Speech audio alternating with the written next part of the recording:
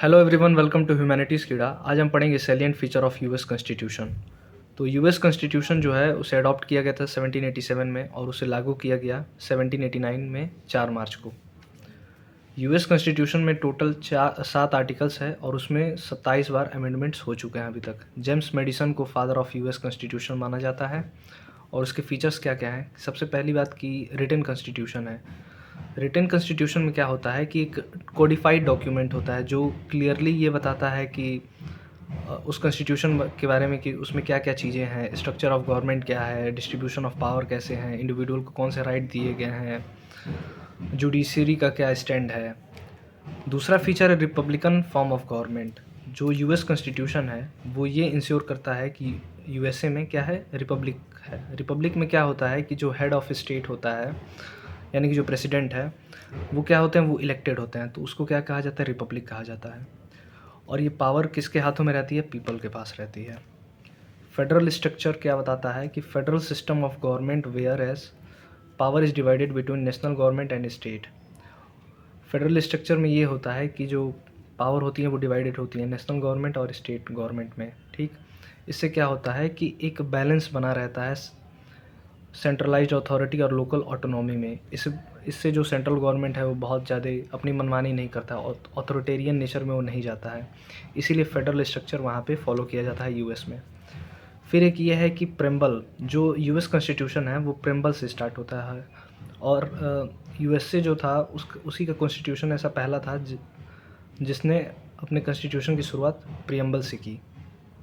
अगला फीचर है कि यूएस का कॉन्स्टिट्यूशन बहुत ज़्यादा रिजिड है। US constitution amended by lengthy process और बहुत ज़्यादा कॉम्प्लेक्स है, इसीलिए अभी तक मात्र 27 बार ही यहाँ पे अमेंडमेंट्स हो पाए हैं। अगला फीचर है separation of power. US constitution जो है वो सेपरेशन ऑफ पावर में पे बेस्ड है, जिसमें क्या है कि लेजिस्लेटिव, एग्जीक्यूटिव और जुडिशरी जो है वो तीनों अपना अपना कार्य करेंगे। उनके पास इंडिपेंडेंट पावर है, ठीक, वो किसी पे डिपेंडेंट नहीं है। और कोई एक दूसरे को इन्फ्लुएंस में भी नहीं ला सकता है, ठीक। और यहाँ पे इम्पार्शियलिटी बनी रहती है। सेपरेशन ऑफ पावर इसलिए लाया गया क्योंकि एक ब्रांच जो है वो बहुत ज़्यादा पावरफुल ना हो जाए अपना इन्फ्लुएंस दूसरे पे इस्टेब्लिश करके।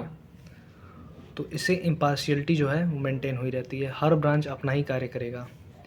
Check and balance, each branch of government can check the power of other branches. कभी कभी जो गवर्नमेंट है वो क्या करती हैं कि इम्पार्शियलिटी को मेंटेन करने के लिए कार्य को चेक करती रहती हैं, उनका रिव्यू करती रहती हैं। जैसे जो यूएस प्रेसिडेंट है can veto laws passed by Congress. जो यूएस के प्रेसिडेंट हैं वो वीटो का प्रयोग कर सकते हैं कांग्रेस में, जो भी कांग्रेस वहाँ की पार्लियामेंट है वहाँ से जो भी कानून बने हैं, ठीक।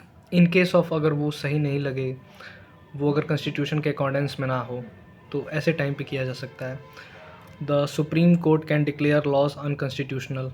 तो किसी भी एक भी बॉडी को बहुत ज़्यादा पावरफुल नहीं बनाया जाता है, इसीलिए चेक एंड बैलेंस का कॉन्सेप्ट आता है।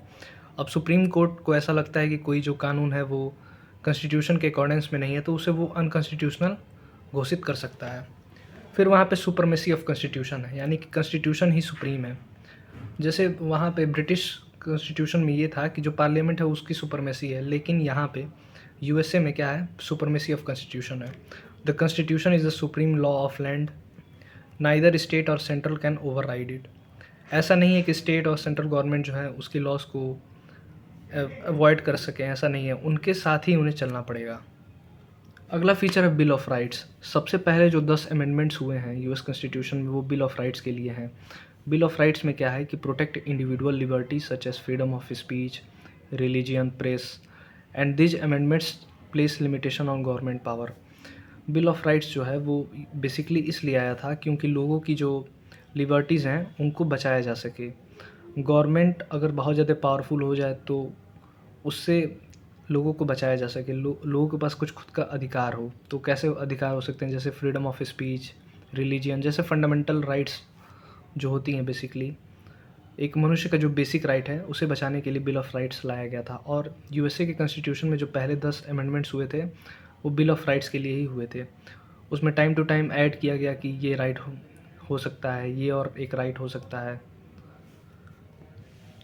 बाई कैमरल लेजिस्लेचर है वहाँ पे, तो वहाँ का जो पार्लियामेंट है यूएसए का उसे कांग्रेस कहा जाता है।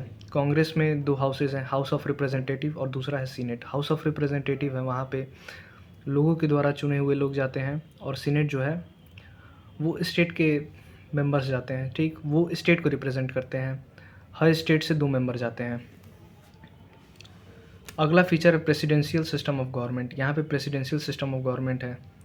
जो प्रेसिडेंट हैं वो हेड ऑफ़ स्टेट भी होते हैं और हेड ऑफ़ गवर्नमेंट भी होते हैं।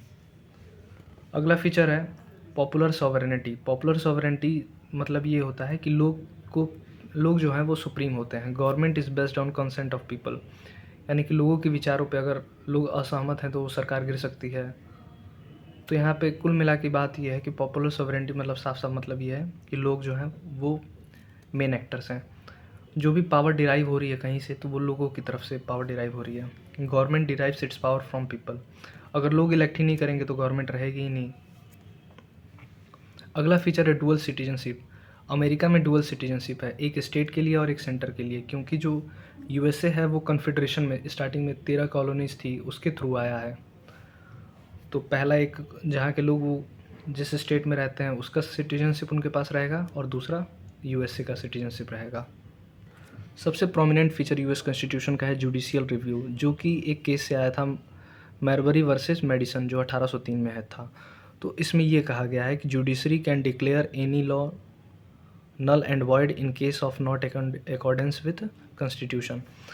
यानी कि जुडिशरी के पास ये पावर है कि वो किसी भी कानून को या किसी भी एग्जीक्यूटिव एक्शन को नल और वॉइड डिक्लेयर कर सकता है यदि वो संविधान की जो इंटरप्रिटेशन है उसके अंतर्गत नहीं आया, यानी कि उसको अगर फॉलो नहीं कर रहा है तो ये रहा यूएस कॉन्स्टिट्यूशन का साइलेंट फीचर। अगर वीडियो अच्छी लगे तो उसे लाइक करें और चैनल को सब्सक्राइब करें। Thank you.